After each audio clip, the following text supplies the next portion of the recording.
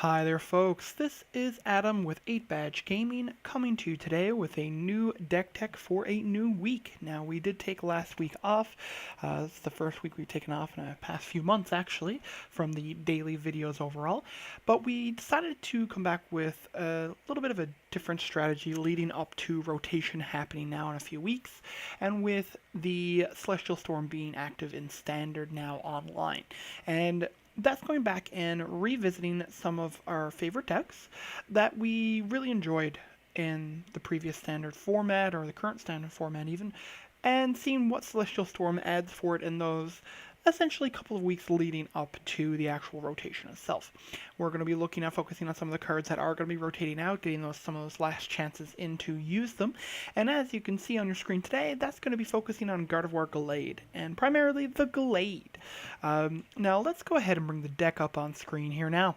Now, starting off with our Pokemon, we are running a 1 of Instructor Rangaroo for additional card draw capabilities.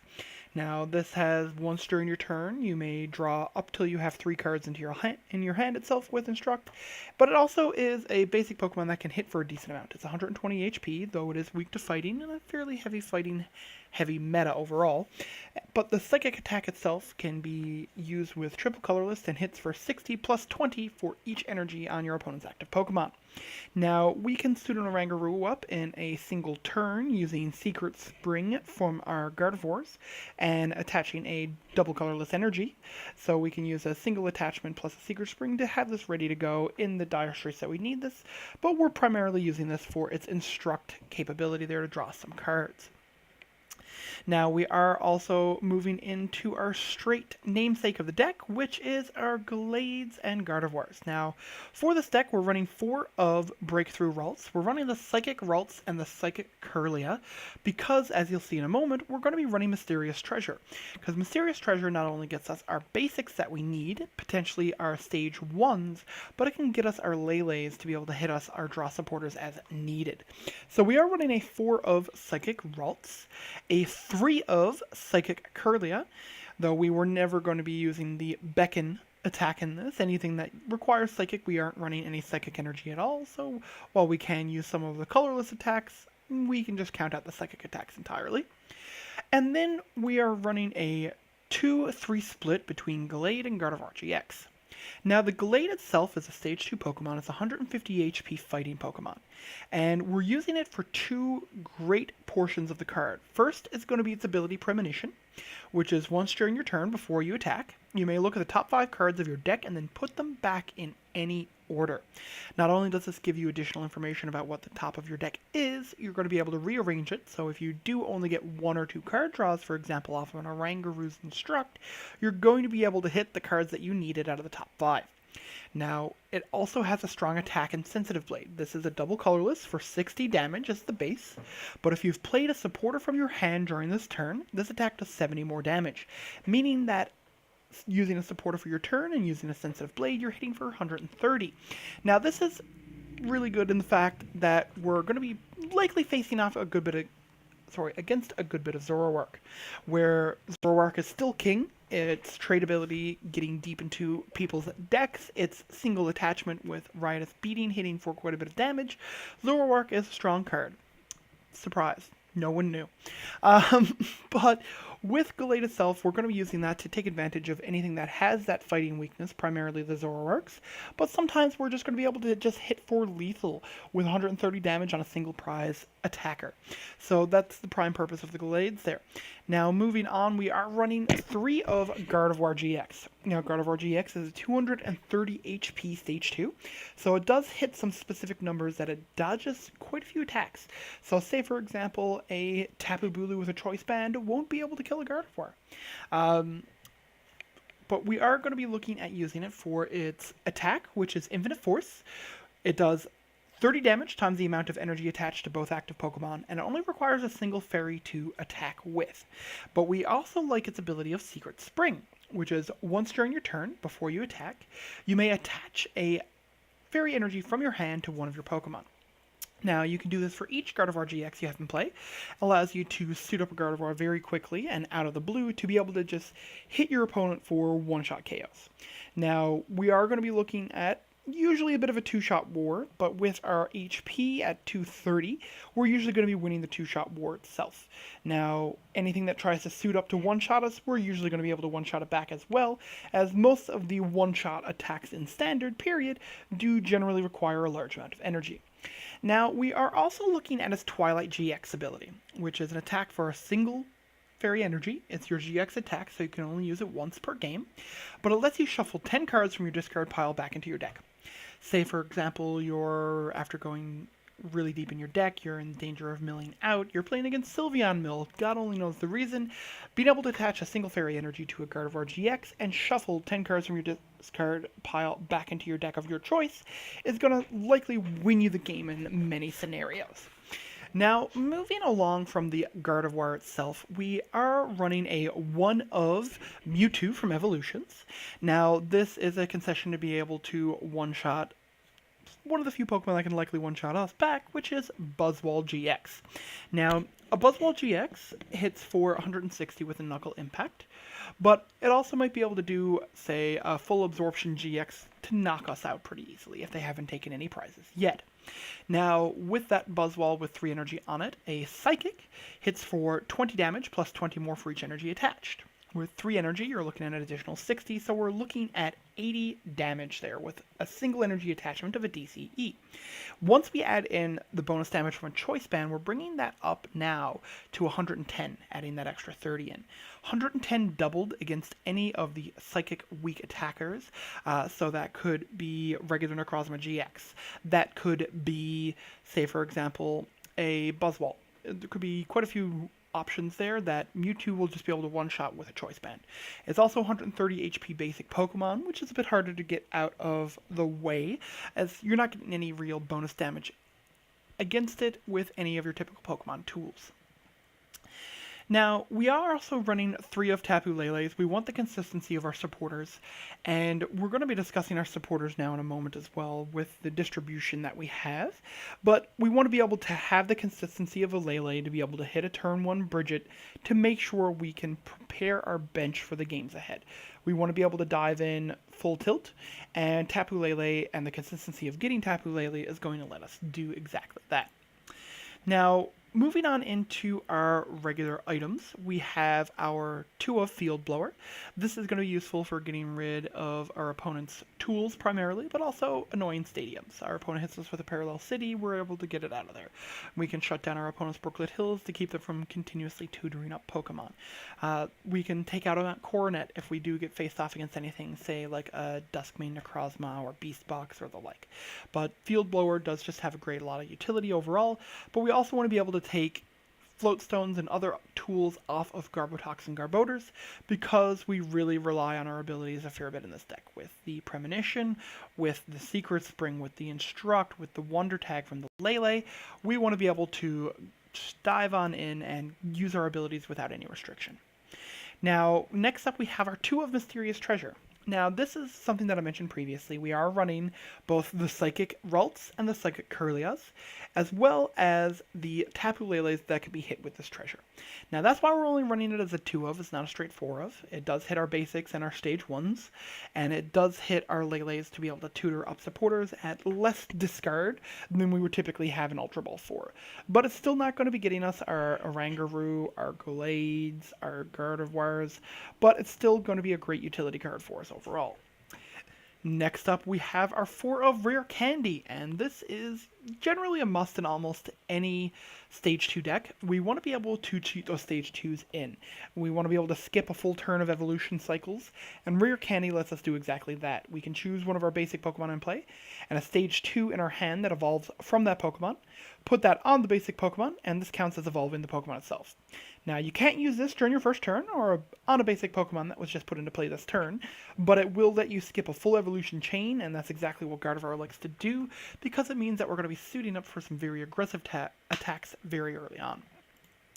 Next up, we're running a 2 of Super Rod. Now, Super Rod lets you shuffle 3 in any combination of Pokemon and basic energy from your discard pile back into your deck. Now, this is being used over Rescue Stretcher because we do need the ability to recycle the fairy energies from time to time. We sometimes do need to suit up a Gardevoir with an enormous amount of energy to be able to take a one-shot kill. rather than us getting one shot back. And if that Pokemon gets KO'd, we don't want to have all of our energy investment go for naught and not have any energies to suit up our subsequent Gallades or Gardevoirs. So we like to be able to shuffle it back in. It also lets us tuck back in any early Ralts that get KO'd, etc., to make sure that we can get our basics back if needed to continue an evolution chain later in the game. Next up, we have a 4 of Ultra Ball. Pretty much enough said. It's going to let you discard 2 cards from your hand other than Ultra Ball to search your deck for any Pokemon and put it in your hand. This is just going to be used to get, say, a Gardevoir when you already have a rare candy in hand. It's going to be used to get you a Lele, to be able to get you a Bridget, etc. It's going to get you your Oranguru to make sure that you have the consistency of the draw support, etc. It's just going to tutor any of the Pokemon out of your deck that you need at any particular moment. Now, stadium-wise, we are only running 2 copies of any Stadium Spirit, that's 2 copies of Parallel City. And Parallel City is just a good card overall. One side will be able to reduce damage from either Grass, Fire, or Water Pokemon by 20. The other side, whichever side is facing our opponent usually, is going to be restricting their bench space to 3. Now, this is great when our opponent goes and fills up their bench early on, or they dedicate a Lele and a couple basics down. We can lock them into place by having that Lele down. They can't put down any additional basics. They can't put down a second Lele to be able to tutor support to get them out of a card-stuck situation. Parallel City is overall just a good card, and another card that's going to be rotating soon. Moving on into our supporters, we are running a 2 of Bridget. We aren't running more than 2 because we don't have any easy ways to discard them. The Zoroark decks in Standard get away with running 3 or 4 sometimes, though generally 3 is the right number, because it has that ability to discard them later on in the game if it draws them.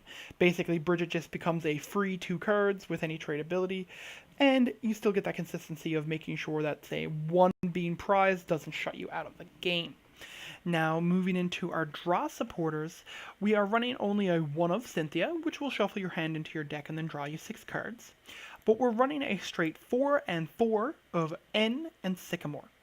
Now, N is here mainly because with a Gardevoir deck where it does take a bit of time to set up, you're usually going to be 1 or 2 prizes behind on your opponent. That point, N is going to be better for you because it's usually going to be putting your opponent down on cards. Now, we're looking at N as well over, say, Cynthia, because we want to be able to shut our opponents down when they take that early lead, while still preserving cards that we're going to be shuffling away. Now, Sycamore is just straight discard your hand, draw 7. This is going to be good later in the game. These are going to be the draw supporters we're going to be going when we just need to get a lot of cards in hand rather than, say, save cards that we have or put our opponent down cards in hand. So it's just straight discard your hand, draw 7, which is just good raw card draw capability. Now, in our other supporters, we're running a 2 of Guzma, and that's just to be able to swap our opponent's benched Pokemon up with their active. Say if they retreat something that's been damaged, they've been building energy up on a Pokemon to be able to try to one-shot us on the bench, we Guzma it up, and then likely take an easy one-shot with our Gardevoirs. Now, we're only running a 2 of because there are going to be times that it's just not a good card for us to use, and we're not looking at any easy retreats on anything that we have because we're running absolutely 0 Floatstone, and just about everything we have either usually has a 2 retreat cost or a 1 for our stage 1 and 2. Sorry, our basics and our stage 1 for the Ralts and Curlia. Though I did forget to mention that Lele also has a single retreat cost. Now, with our tools, we're only running a 2 of Choice Band, 0 Floatstones, 0 any other tools, period. And Choice Band is just for that extra added damage. Essentially, it's an energy attachment for an infinite force without actually attaching your energy for turn. Now, it does allow us as well to get those one-shots against things like Buzzwalls with their Mewtwo, so it can add in that extra damage on non-Gardevoir Pokemon as well. And it does allow the Gallade to be able to hit for 160 with a Sensitive Blade when you've used a supporter. So it can hit for somewhat relevant numbers because that will consistently KO any non-EX and GX stage 2. But it will also bring you within 10 damage of KOing Lele, for example. It does also mean that if you've managed to get at least any amount of damage on another Pokemon, Gallade can still usually likely finish it off. Now, in our energy, we're running a 4 of Double Colorless, where while Gallade does use only double colorless, or colorless energy, I should say, Mewtwo uses colorless energy, Oranguru uses colorless energy.